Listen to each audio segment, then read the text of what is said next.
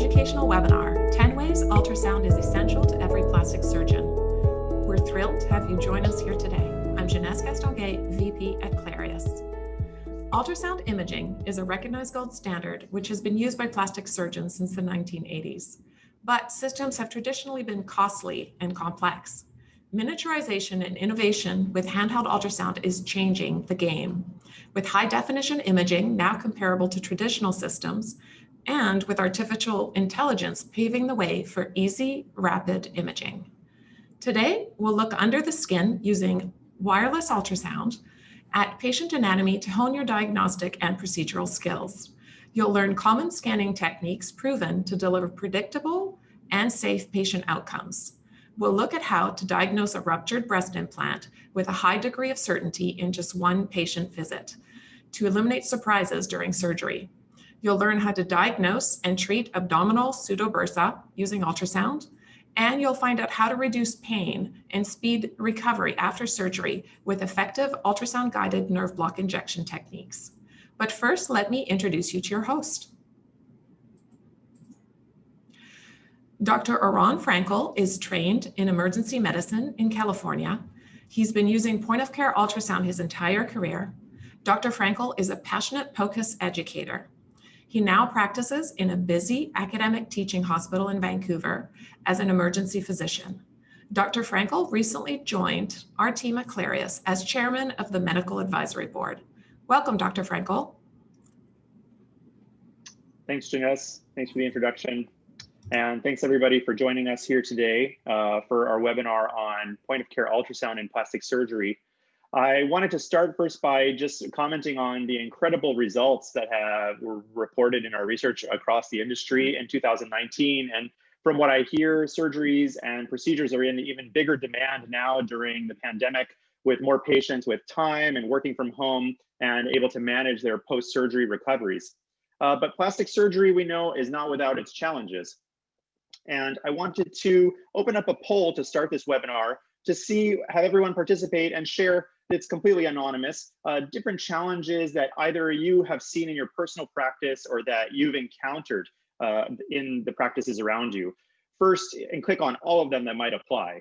First is inaccurate office diagnosis. Unsure if you're dealing with capsule rupture or disruption, needing additional testing and unable to really tell much from the physical exam or really narrow in on exactly what's happening. And then the concomitant delays to operative planning. Say you need, or you feel you need definitive MRI imaging, you send the patient away, it takes 7, 14, maybe even 21 days for the imaging to come back, and they come back to your office before you're able to come up and make an operative plan to come up with. And then say you make it to the OR or you make an assessment and you go to do the procedure and there is a big surprise. You had scheduled a 30-minute procedure and find that maybe they require an entire capsulectomy or additional cleanup procedure in there, and it turns into a 2-hour situation that you hadn't planned for at all, and neither had the patient. Your post-operative patients, if you've experienced contour irregularities and managing them, trying to decide if it's a seroma or hematoma and what the best path forward for managing those are.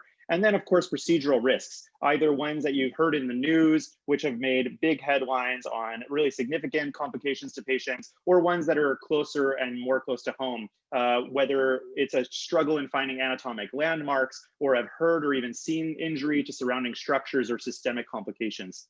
So I'll give you a second here, and then let's close out the poll and see how folks responded.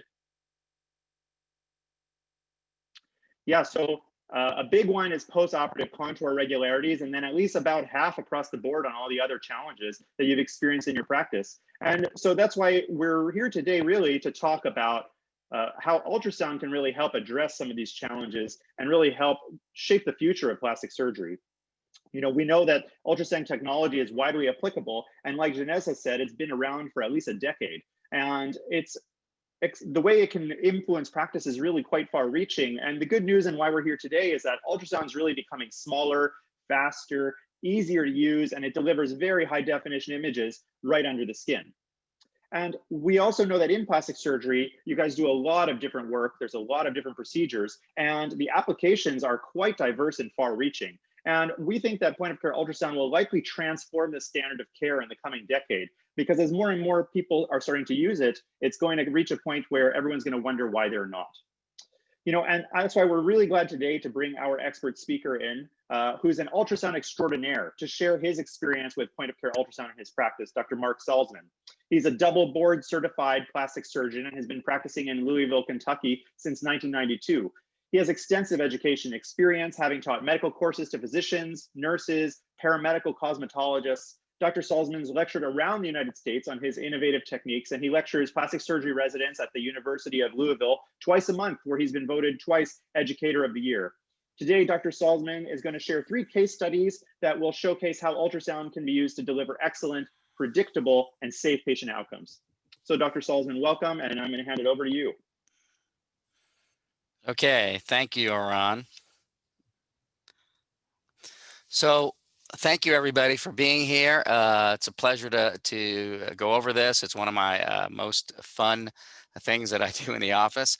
So why would you want to use high-resolution ultrasound for implant surveillance? Well, for me, it's readily available in the office. I mean, this is a pocket-sized device you can put in your lab coat or your suit pocket, so it's always available.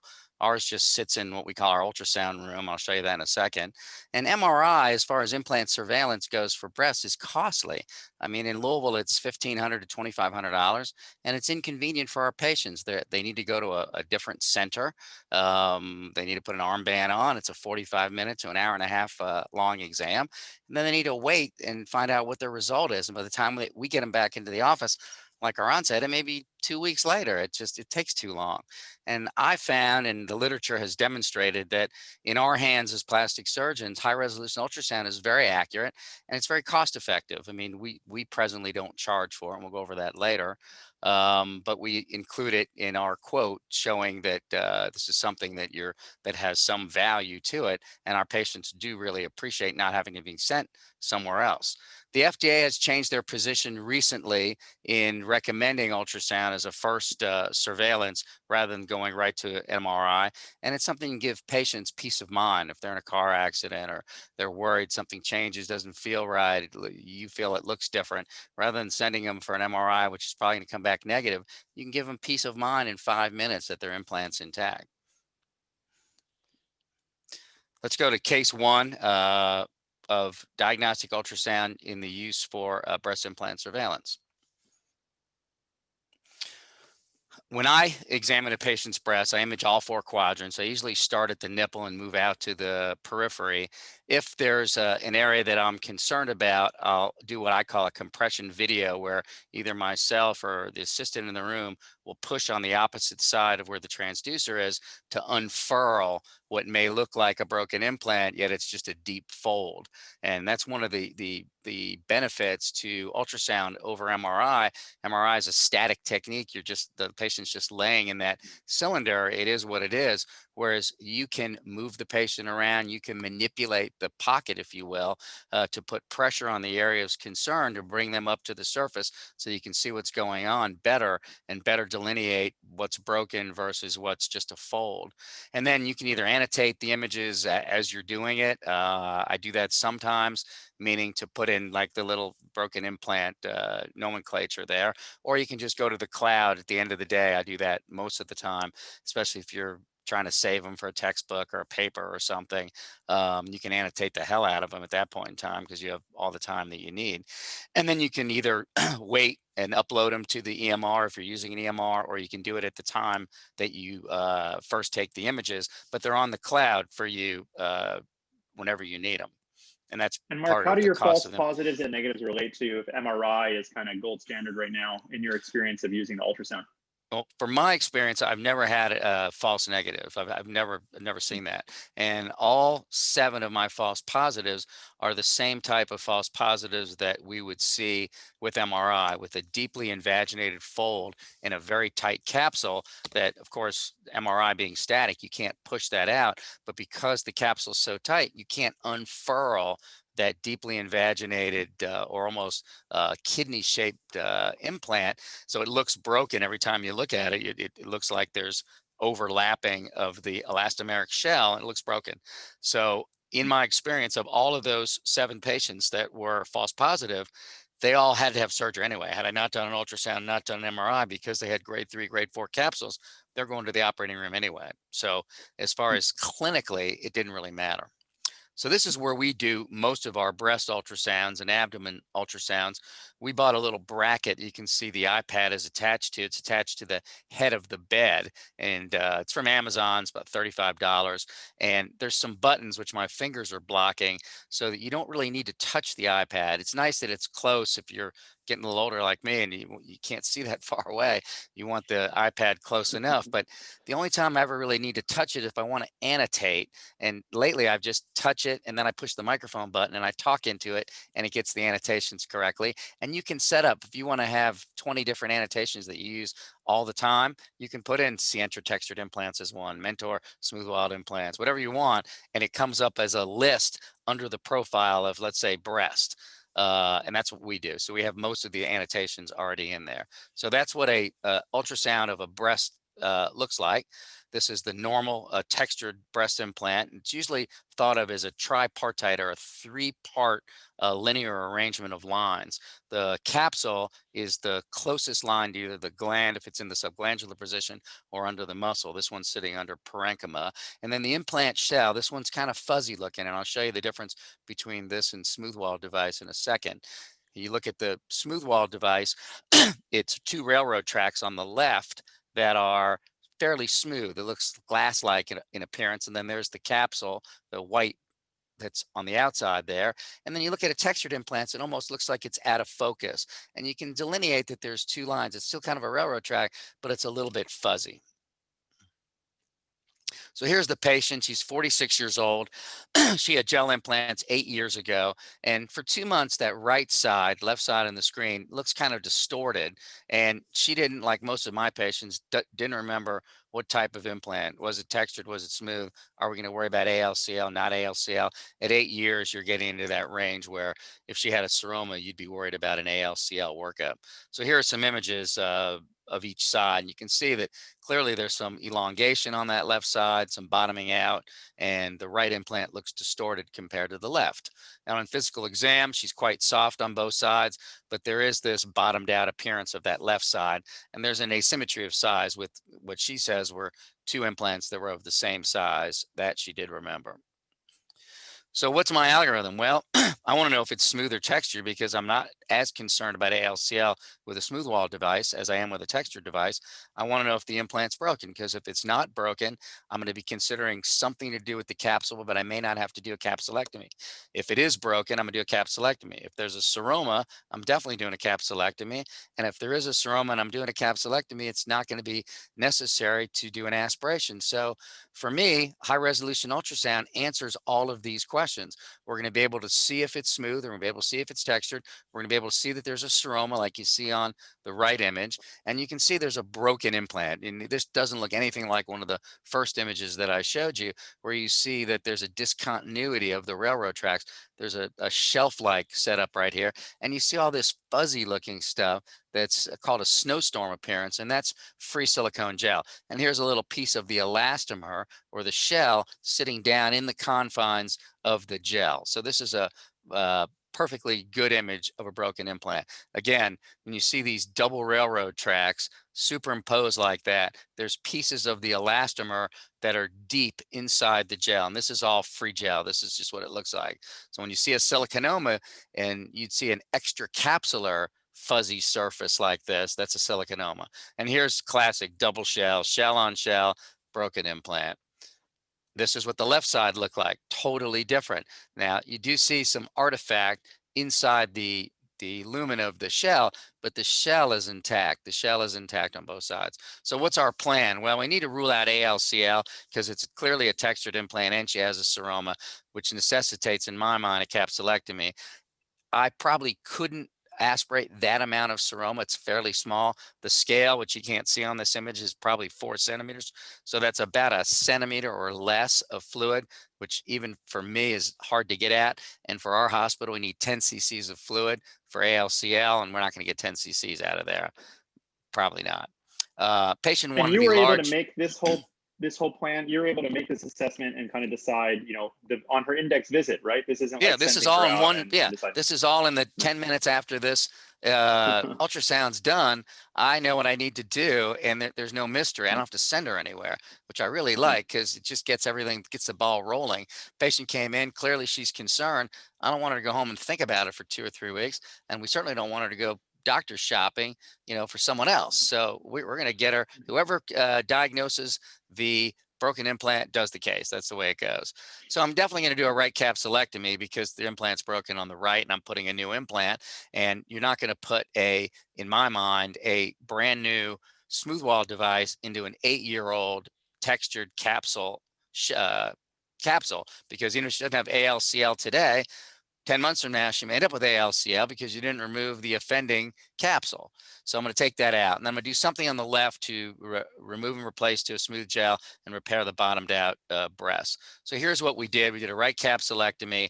We did bilateral inferior capsulofascial flap capsulorrhaphy. So I used the posterior capsule and dermis to help support the implant on the bottomed out side.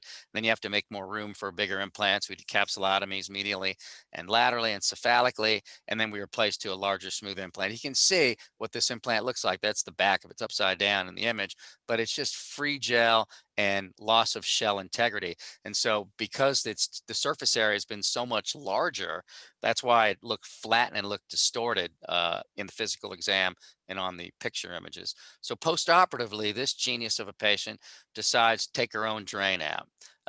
Whenever I do a capsulectomy, that or Stratus, I put a drain in. It's the only time I use drains for breast surgery. She decided she wasn't coming to the office. She's going to take her own drain out. So when I see her back 2 days later, I'm wondering, do I need to put something back in? I don't want to leave a seroma. And if you look carefully, there's a little tiny bit of fluid. And I since watched her. We did an ultrasound about 3 or 4 days later, and all that fluid was gone. So thank goodness her not listening didn't impair the overall result, and she went on to do just fine. So in summary, high resolution ultrasound allowed for an immediate day of consult diagnosis for the seroma and broken implant. Our appropriate procedure can be scheduled and planned on that day. And when it's time to remove a drain, I can assess that usually with ultrasound. I do go by 30 cc's over 24-hour period, but I want to make sure the drain is catching the fluid and make sure the fluid's not somewhere where the drain isn't. And so I'll always do an ultrasound before I take any type of a drain. I don't use drains and tummy tucks anymore, but for breasts, I want to make sure that stroma's gone. So ultrasound is invaluable for that. Case number 2, let's look at treatment of abdominoplasty seromas. Here's our history of persistent contour irregularity after abdominoplasty and mastopexy with implants. So this is a patient who had this done, I want to say 3 months before, something like that. And she had this persistent contour irregularity that was to the right and just above her belly button. Clinical course was done in July of 18. We aspirated 280 cc's 2 months later. That came back a month later. We aspirated 40 cc's more. And you can see what a seroma looks like. And here I'll run this video. It's hard to see the needle, but that's why I put these little red dots. If you watch closely, you'll see the needle coming into the seroma right there, and we're aspirating. What's really cool is to see the seroma cavity shrink as you're aspirating the fluid out.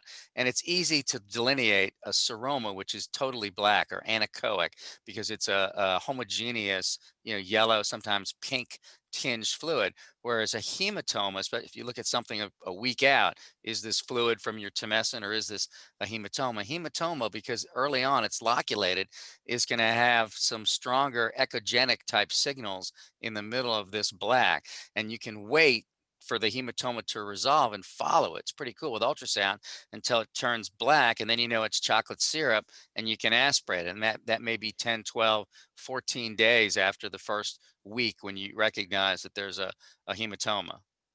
And this is basic ultrasound skill, right? Black is fluid. Black it's like is the first fluid, thing you right? learn when Exactly. you're doing ultrasound. Yeah. And white is solid. Correct. Exactly. Yeah. So clinical course, the seroma reoccurs on 1/16/19. I attempted to aspirate it. I was unsuccessful. I couldn't get anything out. And the patient disappears for 4 or 5 months and then comes back. And now she's got this obvious mass where the tummy tuck scar is way down there. And I did not want to go and redo her entire tummy tuck to get to this thing. So we made a vertical incision to cut this thing out. And this is what the HRUS looked like on that morning. And this is a classic pseudobursa, which I've seen a few of now and now know how to diagnose. So you see the no echo signals in the middle, which is the liquid. And then if you look just beyond the liquid, there's something that looks like it's a little fuzzy looking. It's not liquid, but it's not quite solid. And you'll see on the pathology, that's more of the hyalinized pseudo mucosa that you get inside a pseudobursa. And then the architectural look of fat, once you've looked at fat, this does not look normal. It's more sclerotic looking. It's more white, like Aran said. It has less water content because it has scar tissue. And that's the capsule of the pseudobursa. And this is a classic look of a pseudobursa. Fluid on the inside, a pseudoepitheliomatous inside, and then a sclerotic, almost like fat necrosis, but more homogeneous capsule. And so when you compare this to the pathology, and I was telling Janice this the other day, and we had a test run of this, I've become my own AI. This is exactly what the ultrasound image looks to me. Here's this hyalinized pseudoepitheliomatous lining. The liquid is, of course, gone because we've cut into it. And here's this sclerotic, dense, white, almost look like breast parenchyma type of tissue, which is the pseudobursa itself. So this was excised, a couple of layers closed over a drain, and she did fine, and it didn't recur. So when you look at this pathology, in your mind, what's nice about being us as plastic surgeons, as opposed to Iran, where he doesn't get to see what's on the inside, he knows what he's looking at. I get to see what's on the inside, and I can correlate this now in my brain that this is this. And when I see this again, I think of this, and I know that I'm dealing with a pseudobursa. Yeah, I have to So, follow radiology reports as my gold standard, or my operative report. I have to wait for the operative report to come back, and pathology and everything. right, and it's for us, you go to the operating room, you see it. So the anechoic center is fluid, okay, and that's anechoic, so it's black, fluid's black. Occasionally, lightly echoic lining represents the hyalinized mucosa, which you can see this little lining right here. And then the hyperechoic capsule with loss of the normal fat architecture. When you get used to seeing non-edematous normal fat, there's more black background and little white striations that are the support structure of fat. This does not look like that because this is scar tissue. So in summary, high resolution ultrasound can be used to evaluate and treat post-abdominoplasty contour irregularities, whether they're early in the game, hematoma versus seroma, or whether they're these persistent seromas that turn into pseudobursas. And you want to be able to get to these patients before they form a pseudobursa. And so regular repeated ultrasound with aspiration, if necessary, obviates the need to go back and cut these pseudobursa out, is what I've found.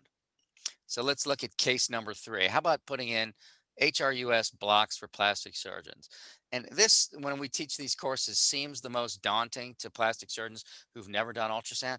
This is actually the easiest thing you will ever do.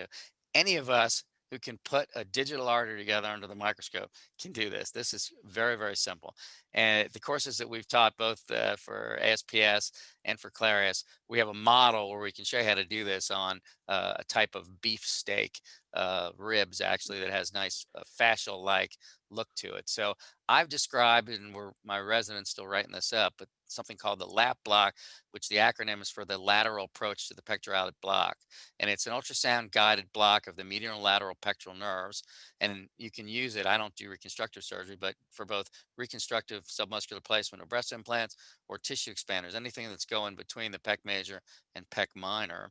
If you're just going back to anatomy from medical school, here's the axillary artery running under the clavicle. You got the thoracoacromial, which comes off in the space between the pec major and pec minor. Here's a pec major peeled away. And the lateral pectoral nerve runs with the thoracoacromial. The lateral pectoral nerve is medial to the medial pectoral nerve in the chest because it's coming off the lateral cord of the brachial plexus. That's why it's called the lateral. The medial comes from below and pierces through the pec minor and innervates the inferior portion of the pec major. So you really want to block both of them. There are some sensory components that go along with the lateral and medial pectoral nerves, but it's mostly muscular to prevent spasm. The original block was described by a Spanish anesthesiologist, Blanco, in 2012, I believe, and he described it as an anesthesiologist would. He's standing at the head of the bed, going from cranial to caudal is going under the clavicle towards the second rib, but going through the pec major towards the lung. I just wasn't comfortable with that, especially being a newer plastic surgeon. I wanted to make sure, a newer plastic surgeon doing ultrasound, I want to make sure I'm not putting this thing anywhere near where I can get into the pleura and cause a pneumo. I'm in my own operating room in our office. We don't have x-ray. A pneumothorax is not, can't have that. It's an in-plane technique, which means that there's parallel between the long axis of the transducer and the needle. The reason I like this technique is rather than going parallel to the thoracoacromial where you can get into it more readily, going from top to bottom, this is going perpendicular to the thoracoacromial. So it'd be really hard if you're pushing and advancing the way I'm going to show you how to do it, that you'd have an intra-arterial injection. The anesthetic is placed between the pec major and the pec minor. I do it right before the LMA is going in. Right if my anesthesiologist knocks her out, a little propofol's in there and she's out, I do it. We put a little tegaderm on the transducer surface and some sterile ultrasound gel underneath there. For these blocks, I use ropivacaine, which is the L isomer of marcaine. It's a little safer from a cardiac point of view. If you were to have an inadvertent intra arterial injection, it's less toxicity as far as heart goes. And this seems to last about 8 to 12 hours. I know it says shorter in the literature, but that's what we're seeing. And it blocks the medial and lateral pectoral nerves. Basic setup is ultrasound, Clarius device, an iPad, the ropivacaine. Usually have 2 syringes, and I'll show you what this needle looks like. This is a ultrasound needle.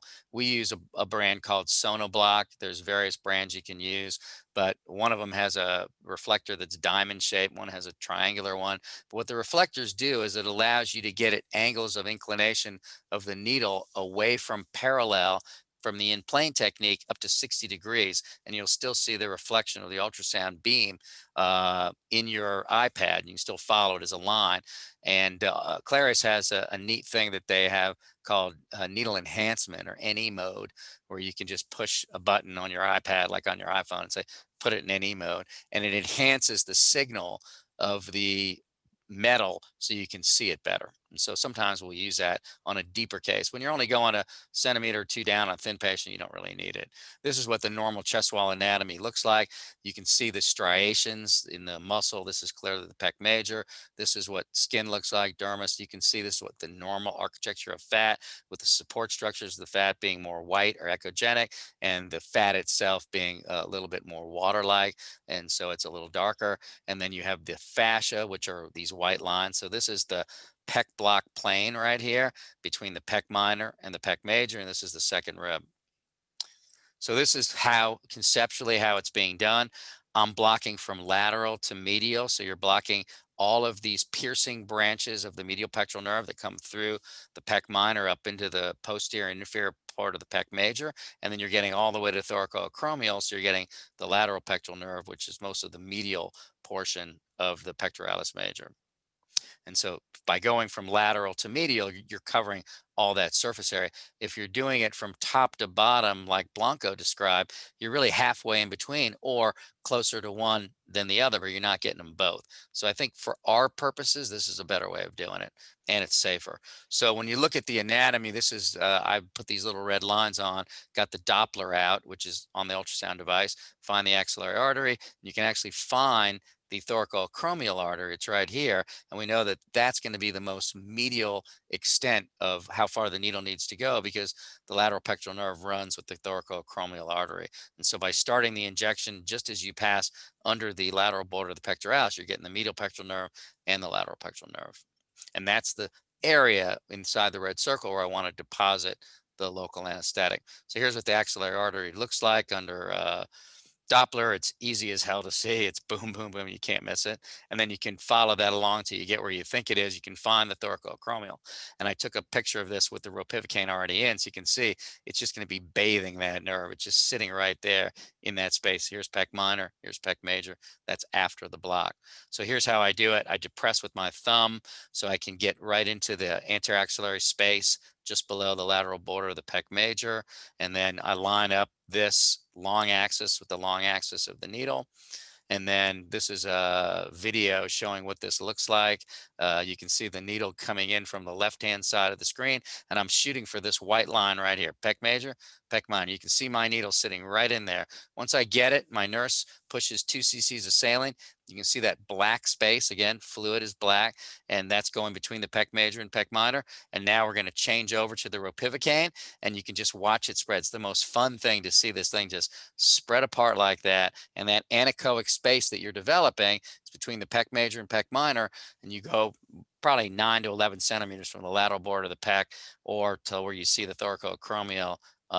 When we first started doing it, we would find the thoracoacromial on every patient. I don't do that anymore because I know it's no more than 9 to 11 centimeters and I'm done. So it's just another visualization of what the needle looks like, how easy it is to see the needle. These lines that are parallel and look like the needle are called reverberation artifact, and you'll see that with metal things that you put underneath the skin. So And here's so the you're test using the dose. saline. Oh yeah, right here. So you use the Test dose. saline to like open the space and make sure you know where Make you sure I'm in are. the right Don't waste spot. any anesthetic. Correct, because I didn't show this, but I think we're going to see it in the next video with the tap, and it's harder to miss with the PEC. It's almost not impossible, but when you put fluid into the muscle rather than into the space, it's a big white cloudy looking thing, and it kind of obscures your visualization. When you put it in the correct spot like this, you just see this anechoic, blob that just keeps descending. It keeps going and going and going. So there's this saline test dose. Now we switch, the nurse switches over to ropivacaine, and now you just follow along the needle as you're moving from lateral to medial, staying parallel, and you just see this space develop between the pec major and the pec minor. And so that's the visualization that you want to see for a block. My observations, we've done over 500 of these now, less pectoralis spasm. I don't ever have these implants that are up in the axilla. We never use bandos or fancy bras, nothing like that. Almost no narcotic use in the PACU, and the patients are in there like 15 minutes. They're out of there. I can't even get started on the next case, and the nurse is already coming in to get the anesthesiologist out to look at the one before. It's so So it's fast. because you're getting motor block, right? When you Motor do the block, walking correct. away. No spasm. That's one of the advantages. And I think there's also been shown clinically and in literature that there is some anesthetic anesthesia as far as sensory nerves as well that travel along the brachial plexus with those nerves. So you do get some of that. The other block that we do on every tummy tuck or mini abdominoplasty is called a TAP block, which is an acronym for transversus abdominal plane. And here's just a pneumatic of what this looks like and showing that this is from superficial to deep. You have your external abdominal oblique. The internal abdominal oblique is always the fattest muscle. This is not correct anatomically. And you're putting the block between the internal abdominal oblique and the transversalis muscle. So the setup is like this, and Aran's going to go over this on a live patient in so-called Pettit's triangle. Between the costal margin, the iliac crest, along the anterior axillary line is where the anesthetic is going to be placed. And this just shows that location. So this is what the initial ultrasound looks like. Skin up here, this is a thinner lated, not much subcutaneous fat. External abdominal oblique fascia, external abdominal oblique muscle, internal abdominal oblique, and then transversalis. And then in a thin patient, you'll see this moving around. This is the peritoneum. So we want to be in this tap plane between the internal abdominal oblique and the transversalis muscle. So it's done this way. You're usually going from medial to lateral. Ends up that the transducer is usually at the level of the umbilicus, starting out just medial to the anterior axillary line, and then same way that we did this before. And Aran's now going to show us on a model this area clinically. Great. All right. So talk me through here what we're going to do. Okay, there's the 4 different layers right there. So you got, I can show you on here. So you have this is skin, fat. That's your external abdominal oblique aponeurosis. Now you're on muscle. That's the internal, and then transversalis below. So that's the tap plane right there. Go up one more white line. Okay. One more white line up. More. Okay, you can perfect view. Okay, so that's the external abdominal oblique aponeurosis. This is right there, that white line. You're shooting, the needle is going for that white line. Now move up, Aran, move medially towards your belly button, and we'll follow these muscles. Yeah, medially towards the belly button. Keep going, and you're going to come to the plica semilunaris. You're going to see a coalescence of all these muscles, and there it is right there. That's the plica semilunaris. Oh, yeah. Okay, so all the muscles have kind of disappeared. Now, if you keep going towards your belly button, you're going to see these two split. Now the posterior and anterior fascicles of the rectus fascia are splitting to envelop the rectus muscle. Right Okay, here. Right here. So perfect this is the image. rectus here. That's the Yeah. rectus, And and this is what's the moving plica. below is her bowel. That's all gas in That's her bowel. lunch. That's Yeah, lunch, that's lunch. right? Vancouver Right. lunch. All right, Okay, and perfect. so here's my plane, and then kind of somewhere here in the No, keep mid-axillary going. line or Yeah, so. go out more lateral and move the arrow Got it. down. Okay, that's There may be a little more the depth. external. Yeah. Yep. Hmm. Right there, right where you have All your right. arrow. That's it. That's where you're going. That white Yeah, line. Now you right can in make here. it brighter. You can push the gain up a little bit to make the fascia. Yeah, there you go. You don't want to have it so white that you can't see the muscle fascicles, but sometimes a little more gain will help. And what I Hmm. like to do is I like to have when I'm doing a tap block, to have the tap plane almost in the middle of the image. So I'm willing to, in a thin patient, to see a little peristalsis. So usually about 4 centimeters for an average thickness person. You're at 3.1. We'll put, and then you'll be in the Yeah, middle. yeah. All All right, right. I'm gonna give it back to you here. Okay. So here's a video actually that Clarice came and filmed in my office a month or two ago now of the block. So you can see I got the same image that Iran had. I'm shooting for this white line right here. So the needle's going to go in a centimeter or two away from the medial edge of the transducer. And so I'm holding the transducer with my right hand. I'm left-handed. I'm moving the needle with my left hand. And you can see the needle coming through. I'm going through the internal abdominal oblique, going through the internal abdominal oblique. And now I'm pushing right there. I just got into the tap plane. You see it pop and pop back. We put a little test dose in, and I'm too superficial. So I'm going to move a little bit more lateral. And now I see that 2 cc's. I see that anechoic spread of that black separating the above. This is the internal oblique, and below, which kind of out of the image, is the transversalis. They've switched over, and we're putting in the medication now. So we put 30 cc's of an Exparel saline mixture. So we mix 20 cc's of Exparel out of the bottle with 40 cc's of saline, and then divide it in half and put 30 cc's on each side. And then I'll take another How long does 15. this take you? How long? I When we mean, first just started seeing the doing image this, took like 1 minute to find the it spot. takes You know. me about a minute and a half to do the belly and about 45 seconds to a minute to do a pec block. I mean, it's so quick. But now we've done hundreds of them. When we first started doing it, we were sweating bullets. Dude, it was 45 minutes to do a tap block. I kid you not. And I told this story to you guys. This is before we had a handheld device. We had my old $41,000 cart-based system, and it had an L-shaped probe rather than a T-shaped probe. And it was very hard to push and get the correct pressure. It was very hard. Anyway, in summary, the lap and the tap blocks can add patient comfort and an easier recovery for placement of breast implants and abdominoplasty. And it really separates you from the pack. If you're doing a drainless, painless, and we say drainless, but painless with tongue in cheek, it's not really painless, but it's a whole lot less painful than doing nothing. So a patient can shower the next day. These patients are up and around. They're not laying around like logs, like my tummy tucks in the past with, drain coming out that we were kind of hesitant about having them shower. And people are freaked out with that thing hanging out of them and bloody stuff coming out of it.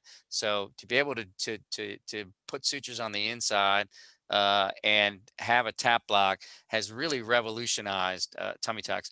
Our tummy tucks now, I mean, we used to stay for hours post-op, it seemed like, and we charged them for it. We called it an extended stay. And now I did a mommy makeover yesterday. She was out of there in about 35 minutes. I mean, so it's totally different with these two blocks, night and day. So last thing we're going to talk about is 10 ways ultrasound is essential to every plastic surgeon. Yeah.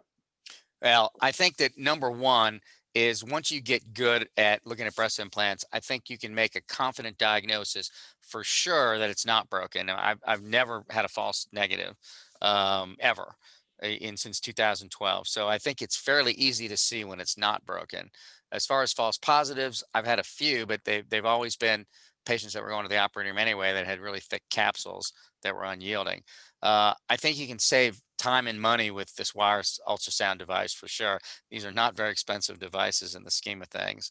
I think ALCL is the real deal, and our workups for patients with long-standing textured implants, especially with seromas, to be able to aspirate them, send them off, and plan your surgery in one treatment time is just way better than relying on other people to help you.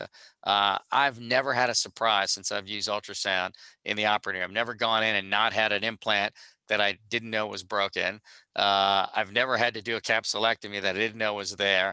And I think in my game and in your games, if you're in the cosmetic industry and you don't take insurance, it's hard to go back and tell the patient, well, I planned on a 30-minute operation of out and in, but I ended up doing 4 hours of really hard capsulectomies, and now you owe me $9,000 more.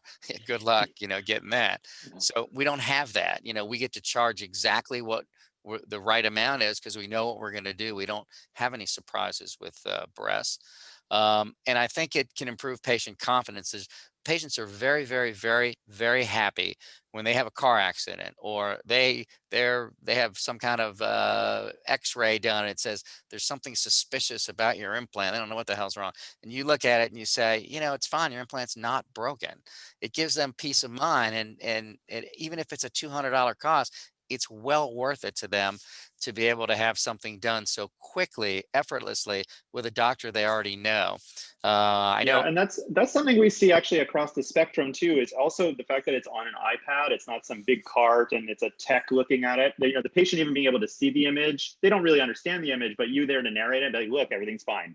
I Yeah, see I it, you agree. see it, and they kind of, oh yeah, okay, confidence. Or what you can show them is, here's your implant that's not broken. You see these two railroad tracks? Oh yeah, I see that. Oh, here's this one. Does that look like this? Yeah, Oh no, that looks way different. Even I can see that. Well, that's broken. Okay. yeah, it's Some broken. Yeah. facial fillers, I don't do facial fillers with the ultrasound, although you certainly can. It's very hard to see a 25 gauge needle. But I think if you're looking for arteries and you want to you want to put something intramuscularly, fat grafting into muscles for high def, we do it. For deltoid, for rectus, very easy to do with ultrasound. No question, these nerve blocks are very much appreciated by our patients. They're very easy to learn. They are not the least bit difficult. I think for BBL, I do all of mine with ultrasound in real time. And one of the nice things about the Claris device being wireless, in the days when I had a wired device, you had this really long condom that was, stretched out over the patient, and mine was on a cart. You had to move the cart all around. It was connected to the wire. It was a pain in the ass. With this thing, I mean, it's wireless, so it's just so much simpler. And to be able to see where the fat is going in real time, that it's going between the superficial and deep gluteal fascias, and you're not in the muscle, and you can prove it. Take images, say, here's where I injected the fat. It just reduces the risk of death. As far as it's easy to use, if you can use an iPad or your iPhone, you can use this thing. It's laughable how easy this is compared to the cart-based ultrasound with 6 million buttons and slides and levers, and you need a whole week to learn how to use that thing. And I think it's fun. I look at everything because it's just fun to because you know what it really looks like. Facelifts. If I have a little seroma, I look at it. If there's a filler complication, I look at it. Inject triamcinolone deep into the face, under ultrasound. I make sure I'm right in the middle. Sometimes if it's like radius and it's just clumped up, just by going back and forth with a 21 gauge needle after you put a little lidocaine in, you can break that lump up physically, and the lump's gone. I've been waiting for the hyaluronidase to work. And if you ever had a terrible complication with artery occlusion, you can bathe the artery under ultrasound. You can see it in real time and put tons of hyaluronidase, which is going to transluminally get in there and break up your HA. So that's another reason to promote for facial filler safety. So ROI, the thing is so inexpensive. It's to me, it's like a no-brainer. It's like to me, it's an iPhone. I get a new iPhone every year. They probably last 3 years before the battery's gone and the hardware is kind of old. I've had the first Claris device. This is the second Claris device, and they keep every couple of months. There's a new update to the app, and through the app you can update the firmware on the device. So as far as the hardware, it only has 2 buttons and they can be programmed. So I think we're good for a while. So the ROI is good, especially if you can bill for it. We can talk about that. I don't bill for it because I don't take insurance, but there are reimbursements for both diagnostic and therapeutic uses of ultrasound. And you kind of bake it into your practice, right? Like the way you were saying, you offer ongoing surveillance, you're there Right. to provide services anytime. Correct. And patients know you have the ultrasound at your clinic. And every time I do an invasive procedure with it and take care of a seroma, when I know my competitors are sending them to a radiologist, that's not without a fee. That's not part of Right. your, global fee. That patient's getting a new fee from the hospital, from the radiology department. It's got 3 digits attached to it always, and we're doing it for 0. So that's a definite added benefit. Mm-hmm. Yeah, well, thanks, Mark. I really appreciate the educational content, and this is part of why I really love this job of getting to these webinars. Is I meet clinicians from across the spectrum of practice, and they're all discovering their superpowers with ultrasound, right? Like everyone wants to look under the skin, see what they're doing better, and the way different physicians and practitioners are providing it and using it in their practice is pretty eye-opening. So thanks for sharing those cases with us. Before we wrap up, we have some time for Q&A. Then we're going to hand it back to Genèse to wrap us up, and then stay tuned. We want to answer all your questions at the end with our time available. I think we have a good amount of time left to get to them. So thanks. Thank you so much, Dr. Frankel and Dr. Salzman. Just before we start our live Q&A session with our great doctors today, I'd like to take just a minute to introduce you to Claris HD, our line of high-definition wireless ultrasound scanners. Claris HD is the leading choice for plastic surgeons to clearly visualize patient anatomy in real time for fast diagnosis and to safely guide surgical procedures. With specialized workflows and dedicated plastic surgery presets, our wireless linear scanners deliver several advantages. Claris is unrivaled for near-field and high-resolution imaging in a handheld device. This best-in-class imaging is what you need to clearly visualize anatomy. As you saw today, you can get full visibility of tiny nerves, vascular structures, tendons, muscles, and other anatomy to guide procedures like needle-guided injections. The secret lies in each scanner with 8 beamformers that deliver the crystal clear image quality only found in traditional systems, but at a fraction of the cost of cart-based systems. And you've got artificial intelligence to replace complex knobs and buttons, making ultrasound imaging fast and easy. Claris is also wireless, freeing up space with 0 footprint for portability in a variety of settings, from the consultation room to the operating room. You get free movement with no more wires in the way, touching your sterile prep areas. And Claris is fully immersible, so it's so much faster and easier to clean and disinfect. Only Claris delivers linear scanners with a free ecosystem that includes free apps for your iOS and Android devices with free updates and unlimited cloud storage to capture and manage exams. Claris has absolutely no subscription fees. So next, we really want to focus this content today on being educational in nature, but we also want to make sure that if you are curious about Claris, that you can get more information. So before we open up the floor to questions for Dr. Frankel and for Dr. Salzman, here's a quick poll question for you. We'd love to help anyone continue on their journey in bringing ultrasound guidance to their practice. So please go ahead and complete this poll. You can select any and all of these options that you wish. We can send you a quote and send you pricing information on our linear scanners for plastic surgery. You can speak to an expert if you'd like to understand which scanner is right for you. You can book a Claris demo where we can show you Claris in action in a private one-on-one Zoom room. And if you'd like to discuss features, because you've used ultrasound before and you want to learn the advantages of a wireless scanner, we'd be happy to discuss features with you, and we'd be happy to send you some tutorials to watch as well. So I'm just going to give everyone 5 more seconds to come in and vote here. 5, 4, 3, 2, 1. So we're going to close out the poll. What we'd like to do is we would like to give you an opportunity to pre-register for our January webinar. It's going to be on dermal filler safety, how to map facial vascular anatomy in 2 minutes using ultrasound. We have got 1 doctor so far confirmed for this webinar, Dr. Stephen Weiner, who has lots of experience with facial mapping and lots of unique techniques that he'll be sharing with you as well. So if you'd like to go ahead and pre-register, just go ahead and say, yes, sign me up. We'll just give you a moment here to pre-register. We've got lots of people. Oh my goodness. the numbers are climbing so fast here. Lots of interest in this dermal filler safety webinar. All right, so I'm going to go ahead and end this poll. What we will do is once we have a final date and time for this webinar, we'll be sure to send you a confirmation email. So I'm going to go ahead and end this poll. And there's going to be one more quick poll here. We'd just like to get some ideas from you as to what time of day, what time of the week is going to be most convenient for you to be able to attend live webinars. So there's weekday options here, Saturday and Sunday options, mid-morning options, mid-afternoon options, evening options. And what we'll do is we'll see if our next guest speaker is available at a time that's convenient for you. So we've got lots of voting, and it's looking like a weekday evening is the winner so far. I'm going to go ahead and end this poll to make sure that we've got lots and lots of time for your questions. So we'll just move right now into the live Q&A session.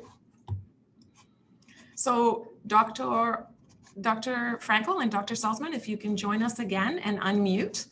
We've got lots of questions coming in. Our first question, Dr. Salzman, do you use ultrasound for BBLs as well? Yes, every BBL is done under ultrasound guidance. I think that's probably going to be the standard of care in the next couple of years, given the situation that's happened in South Florida with the deaths down there. Once you've done it this way, you're never going back to doing it without ultrasound. Dr. Salzman, we have a question here from another doctor who uses Clarius as well, and he's wondering which mode do you use to control implants? I feel better with plastic surgery mode than with breast mode. Yeah, I use plastic surgery preset almost for everything except the TAP block. TAP block's a little bit better with musculoskeletal, but almost always plastic surgery. We've got another question. Why not use Exparel for the breast? And when do you use ropivacaine? Or do you use ropivacaine when your patients are awake? I've never used ropivacaine awake. We don't use ropivacaine for breast augs only because it's so expensive. It's a $7,000 procedure. To add a $300 or $400 block just seems expensive. So we're only charging like $250, I think, for the PEC block, and we're using $2 worth of ropivacaine. And ropivacaine lasts long enough that it's been helpful. I don't think you need to use Exparel. Okay, so many questions coming in.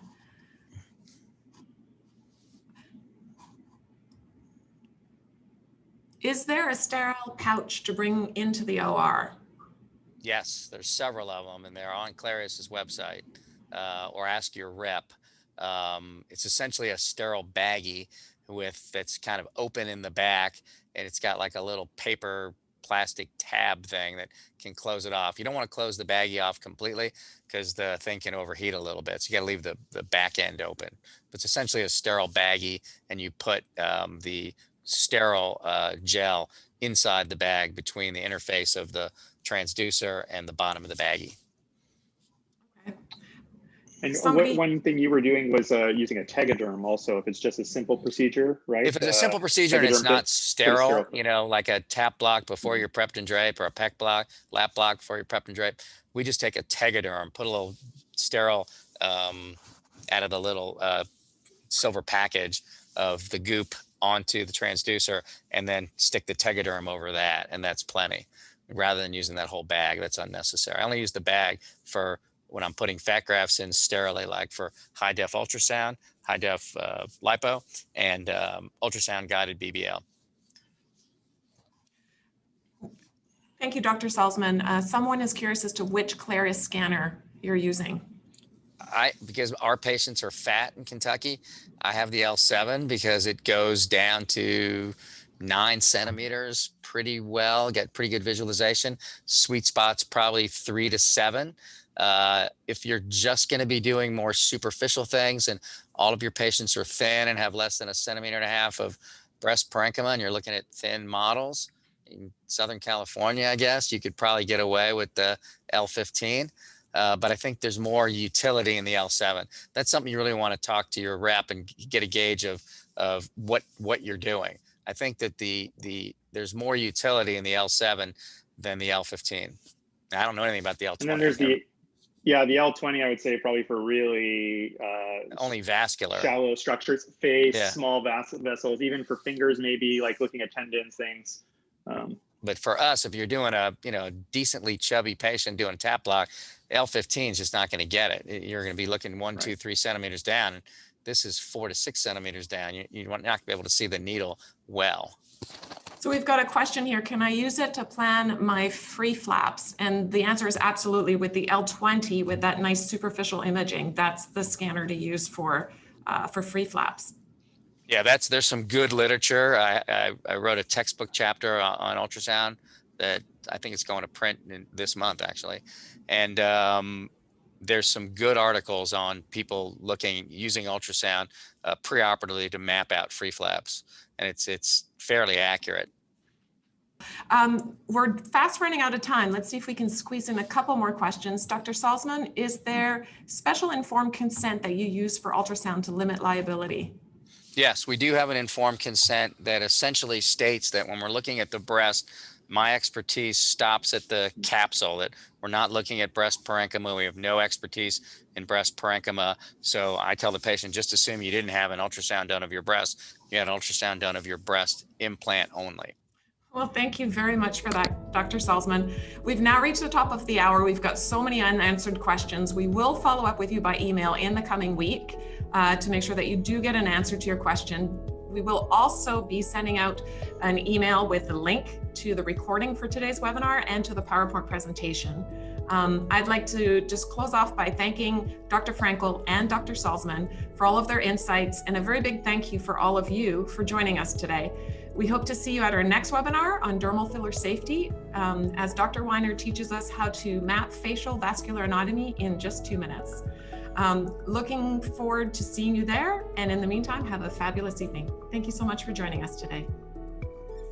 Thank you. Thanks, Mark. Thanks, Janessa.